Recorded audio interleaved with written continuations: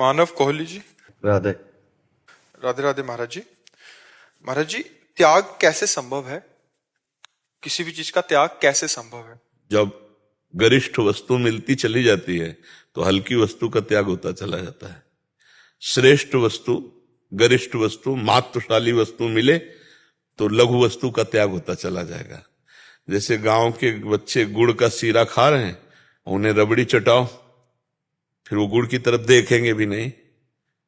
ऐसे ही जब हम परमात्मानंद की वृत्ति धारण करते हैं तो हमारे हृदय में त्याग अपने आप उदय हो जाता है। निम्न भोगों का, बिना परमात्मा चिंतन के, बिना परमात्मानंद की अनुभूति के त्याग नाटक हो सकता है, त्याग नहीं।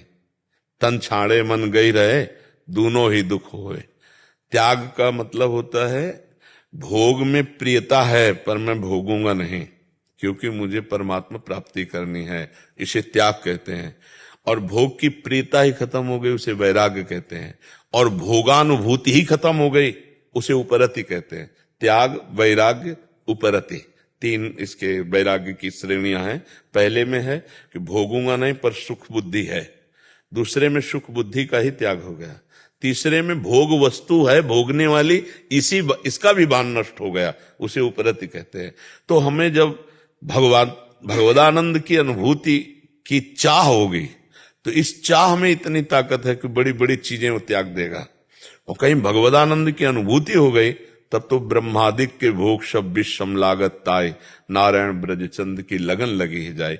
उत्तम त्याग उसी को प्राप्त होता है जो भगवदानंद का लोभ जग जाए या भगवदानंद की अनुभूति हो जाए। तो उत्तम आनंद प्राप्त होने पर अधम का त्याग अपने आप हो जाता है। उत्तम वस्तु की प्राप्ति पर अधम वस्तु की त्याग अपने आप हो जाती है वृत्ति। तो ये जितने विषयानंद हैं ये क्षणिक हैं और तृष्णा प्रदान करने वाले हैं। भोगे हुए विषय को बार बार भोगने की इच्छा का नाम तृष्णा है। तो त्याग होना असंभव है तब तक जब तक भजन नहीं है।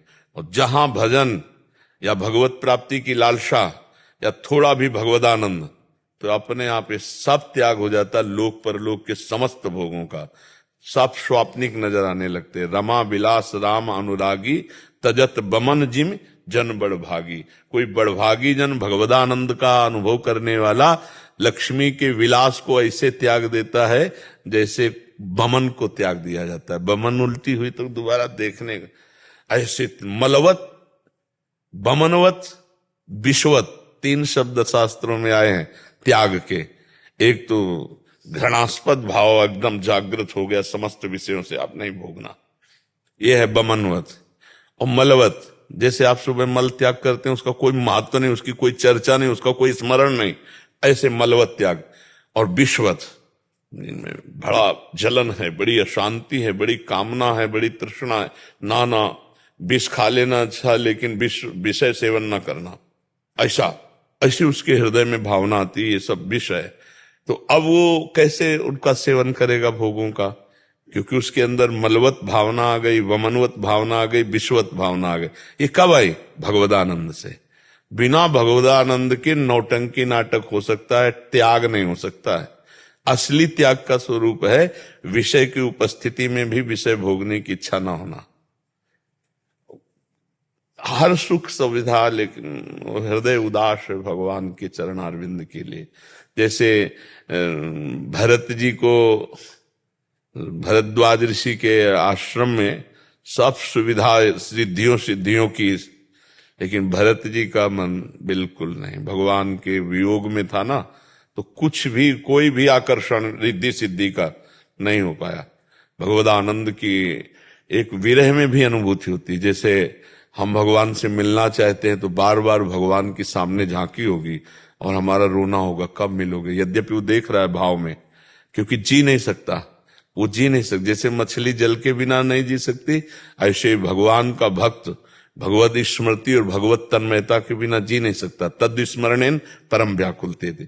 अब कुछ भी त्याग उसके लिए सब सहज सरल है, क्योंकि वो सच्चिदानंद गाढ़ रस को जानना चाहता है या पाना चाहता है या पा गया। तो ये छीछले क्षणिक नाशवान भोगों की तरफ उसकी वृत्ति ही नहीं जाएगी। और अगर अभी जाती है तो केवल बातचीत है, अभी परमार्थ नहीं है, नहीं तो नहीं जाएगी। मतलब शुद्ध परमार्थ के पथिक का हृदय ऐसा रहता है जैसे दीवाल घड़ी का सेल हटा लो तो सेकंड की मिनट में घंटे की घंटे हिलेगी नहीं। ऐसे ही उसका मन बुद्धि चित्त सब परमात्मा में। सेल खत्म, त्रिगुण का सेल खत्म, माया का अब उच्छा नहीं। जाहि न चाही कबहू कछु तुम सन सहज सने, बसो निरंतरता सुर सो राउर निज गे। चाह मिट गई तभी तो महात्मा होता हो, चाहे पैंट शर्ट में क्यों ना हो। महात्मा चाह मिटा दे, चाह मिट्टी चिंता मिट्टी मनुआ बेपरवाह। तो ये चाह तभी मिटती जब भगवदानंद की अनुभूति होती है। बिना भगवदानंद के पाखंड का बोलबाला रहता है, दंभ दिखावा नौटंकी नाटक और भोगना वही विषय सेवन। क्योंकि इंद्रियां प्रमथन स्वभाव की होती है। अगर भगवदानंद नहीं मिला तो मना खष्टान इंद्रियां प्रकृति स्थान कर सकती, ले वहीं जाएगा। तो बात करेगा त्याग की और क्रियाएं होंगी भोग की। इसी को दंभ कहते हैं। दंभ कहते हैं जो है नहीं वो बोलना दिखाना। लेकिन असलियत में जब तक भजन नहीं होगा तब तक मन को विषयों से नहीं रोका जा सकता। और भजन होगा तो रुचि ही नहीं रह जाएगी। खुद आप जब करके देखना, रुचि ही नहीं रह जाएगी। मतलब जैसे स्वप्न में जब हम लड्डू खा रहे होते हैं तो बड़ा स्वाद और पेट भर रहा होता है, लेकिन जगने के बाद न लड्डू में आस्था रहती है न पेट भरा रहता, सबका सब झूठा होता है। ऐसे ही होता है। जे ही जाने जग जाए हेराई, जागे जथा स्वपन भ्रम जाए। असली त्याग है भगवदानंद की।